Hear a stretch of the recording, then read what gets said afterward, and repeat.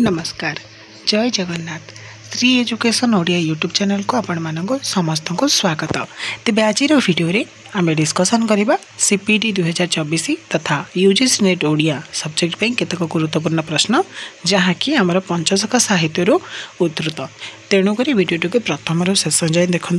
Channel नुआ कर visit करते चैनल को सब्सक्राइब कर पाखर थी बेल आइकन को ऑल सेट कर दे था जहाँफल मुझे जहाँ भी अपडेट वीडियो छाड़ी तार नोटिफिकेशन टी आपण मान पाखे तुरंत जाई पहुँची पार।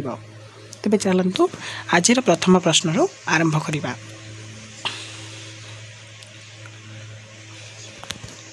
पंचशखा साहित्य केते भागरे विभक्त करा जायछि? पंचशखा साहित्य दुई भागरे विभक्त करा जायछि। जगन्नाथ दासंक अर्थ कोइली केउं धरणर चौतीसा?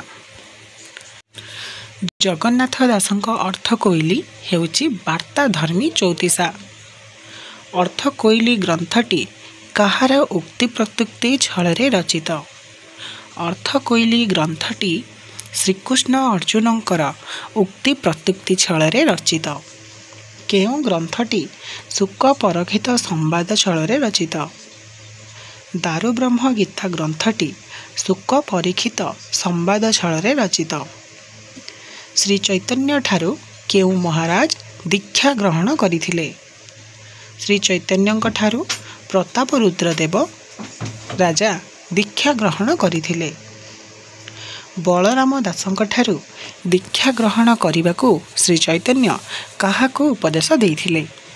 बलराम दासंक ठारू दीक्षा ग्रहण करिबाकू श्री चैतन्य जगन्नाथ दासंको उपदेश देइथिले।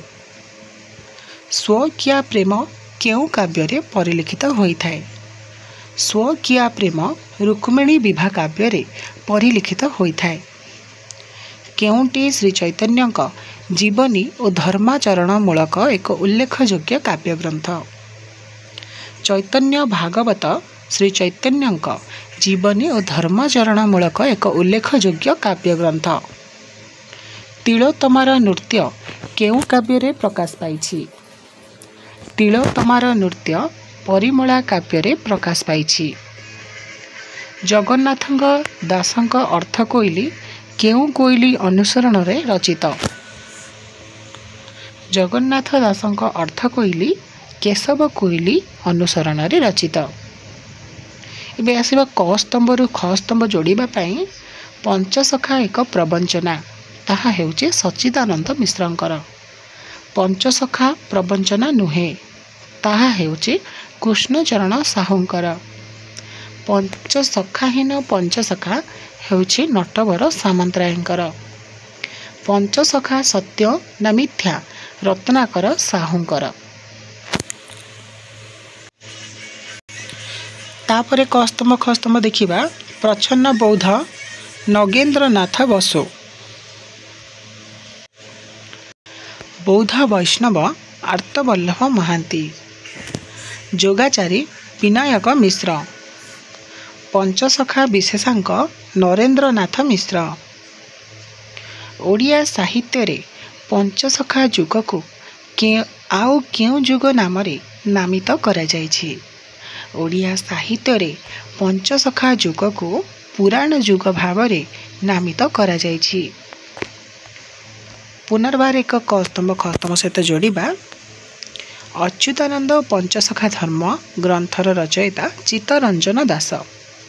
पंचशखा ओडिया साहित्यर लेखक देवेंद्र महांती। पंचशखा धर्म और साहित्य सुरेंद्र महारणा। भाषाबंध भागवत विप्र सनातन विद्या बागीस। तापरे कस्तंभ खस्तंभ अणाकार संहिता बंगलाश्री। वेदांत सार गुप्त गीता नवाक्षरी। जगमोहन रामायण दांडी। बलराम दासंक श्रीक्षेत्र रे बास करुथबार सूचना केउं पुस्तकरू मिलिथाय? बलराम दासंक श्रीक्षेत्र रे बास करुथबार सूचना तांकर भाव समुद्र पुस्तकरू मिलिथाय। बालीरथ प्रसंग केउं पुस्तक रे वर्णित? बालीरथ प्रसंग दाढ़्यता भक्ति पुस्तक रे वर्णित। केउं नदी कूलरे बलराम दासଙ୍କ समाधि मंदिर निर्माण करा जायछि। कुशभद्रा नदी कूलरे बलराम दासଙ୍କର समाधि मंदिर निर्माण करा जायछि। भाव समुद्र ग्रंथरे कवि बलराम दास केउं विषय वर्णना करिछन्ति। भाव समुद्र ग्रंथरे कवि बलराम दास रथयात्रा विषय वर्णना करिछन्ति। गणेश विभूति टीकार कवि किए? गणेश विभूति टीकार कवि हेउछन्ति बलराम दास। गणेश विभूति टीकार अन्य नाम कौन? गणेश विभूति टीकार अन्य नाम सिद्धांत डंबरू। ये बहुत इंपोर्टेंट प्रश्न मन रखिथिबो। बलराम दासଙ୍କ अमरकोश गीता केते अध्याय विशिष्ट?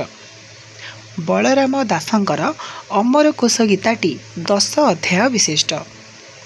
ओडिया भागवत संस्कृत भागवतर केउं प्रकार अनुवाद? ओडिया भागवत संस्कृत भागवतर भावानुवाद। नवाक्षरी वृत्त व्यतीत भागवतरे आउ अन्य केउं राग व्यवहृत? नवाक्षरी वृत्त व्यतीत भागवतरे कलसा राग व्यवहृत। भागवतर चतुर्थ स्कंधरे केउं केउं अध्याय कलसा राग व्यवहृत होइछि? भागवतर चतुर्थ स्कंधरे अष्टम नवम तथा दशम अध्याय कलसा राग व्यवहृत होइछि। तुलाभिणा एक केउं जातीय काव्य? तुलाभिणा एक गद्य पद्याश्रित काव्य। शून्य भागवत केउं क्रमरे लिखित? शून्य भागवत ख ठारू क्ष क्रमरे लिखित। ओडिया भागवत केते स्कंध विशिष्ट? ओडिया भागवत त्रयोदश स्कंध विशिष्ट। भागवतर केउं स्कंधरे ज्ञान भक्तिर लक्षण वर्णित? भागवतर तृतीय स्कंधर 19 अध्याय ज्ञान भक्तिर लक्षण वर्णित। भागवतर केउं स्कंदरे जोगर लक्षण वर्णित? भागवतर तृतीय स्कंदर 27तम अध्याय जोगर लक्षण वर्णित। भागवतर केउं स्कंदरे मोक्ष मार्गर सूचना रहिछि? भागवतर द्वितीय स्कंदरे मोक्ष मार्गर सूचना रहिछि। तुलाभिणा केते अध्याय विशिष्ट? तुलाभिणा हेउछि 12 अध्याय विशिष्ट। दारुब्रह्म गीता केते अध्याय विशिष्ट? दारुब्रह्म गीता हेउछि तृतीय अध्याय विशिष्ट। तेबे पिला माने आज आमे आलोचना कले पंचसखा साहित्यर केतेक गुरुत्वपूर्ण प्रश्न तथा तार उत्तर।